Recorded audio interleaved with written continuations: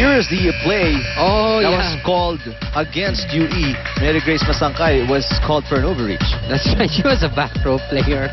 And So for the benefit of those who are not quite familiar, pag nasa back row ka, you can't fight for a ball that's joust right. at the net. Obviously, you can't attack from within the first line. So that's considered an attack. Pwede ka umatake, doon ka sa beyond the attack line. Attack line. And Coach Mamon was quick to call that and remind the refs. He was shouting, backline player. So tinawag naman ng ating second referee na si Efren Gaa. Banatikla. That was a missile. Banatikla keeps on, coming up with excellent shots here today. Take a look. It's between the block and straight down with nobody to cover it. That's right. Now Masangkay gets solved by Ponon. In for Masangkay. Change up in the offense. Service Caballero. Abigail Ponon. Bulan with a tip.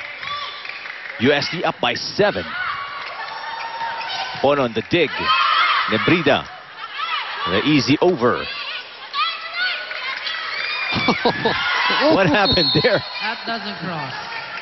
11. I don't know who that play was designed for. Para yata sa'yo yun, Doc.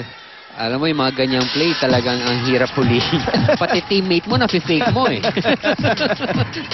Hindi alam ni Hirotsuji. Ano ba nangyari? Banatikla was going one way, the ball was going the other way. Ganon kaganda yung fake. Pati yung teammate na fake. 6-point lead for USD. UE gets a free ball. That's what they give. Here comes USD again. Banatikla. Banatikla Bumawi. with a block. Dinidikdik. Maru, Banatikla, noticing that the block was really far from the net, saw that opening. Tama, doon niya dadalhin talaga eh. Papasok niya talaga eh.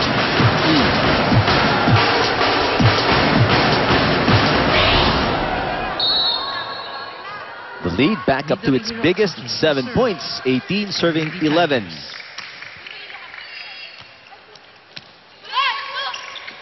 Dizon. Oh, that hits the antenna off the block. Point UE. But these points have been rare for the Lady Warriors. That's right. 18. Tsaka yung mga sets, bihirang-bihira mapunta kay Dizon, kay Dawis, no? So, I think they should concentrate more in trying to get these names, these players involved in the offense. For USD, it's been almost exclusive to Banatikla. We've seen hits from Caballero, pero yun nga, tulad na banggit mo, mostly 80% of the hits coming from Banatikla. There's Ortiz with a shot. That's her play right there. Bread and butter play for Ortiz and Rhea. Ortiz with a running shot. And the Tigresses in cruise control here in set number 2. And unless Coach Dalistan has something up his sleeve, calls a timeout and draws something up, this is going to be a walk in the park towards the latter end of set number 2 para sa Tigresses. Ooh. Rhea, ginugulat na naman yung attackers niya. Oh, she asked for it again. This is a better one. Yeah. And that's the result. She asked for it again. That's a mark of a good quick attacker. Didn't make it the first time. Bigyan mo ulit ako. I won't miss this time. So. Tapang, pinapakita mo na. That's true. Yeah, they got me the first time. They're not going to get me the second time. True mark of great offensive players. Nice block by Masangkay. Biggest lead at 8 points now para sa Uste. Masangkay, Don Dizon from the back row. Dizon. That's the play they wanted earlier. Dizon hitting from beyond the line or behind the line. And they succeed in that sequence right there. It's going to be a tough uphill battle para sa Warriors or Lady Warriors. 13 serving 20. They need 7. USD needs 5. Poor reception there from Caballero. 14 to 20. And Rosales, quick to recognize that ball was going straight at her. Just gave it that nudge, got the point. So the first point of what will be a 7-point rally is in para sa UE. Let's see if they can complete it. Good dig by Dizon. Nice. Nebrida, that's going to be 4 touches. That ball didn't cross the net. Call on the Lady Warriors. Masangkay is so good at doing that. Yung mga underhand na nakatalikod na isa-set. How does she do it? Never figured it out. hindi ko talaga nakayang gawin. Galing. Substitution UE. Iba na yung mga players ngayon, Doc, ano? Hindi tulad dati, siyempre. Iba na yung mga skills ng mga to. Mga vitamins yan. Rosale, medyo kinapos na naman on that jump. Ooh, there you go. But for Tunay, all over that ball right from the start. 22-14.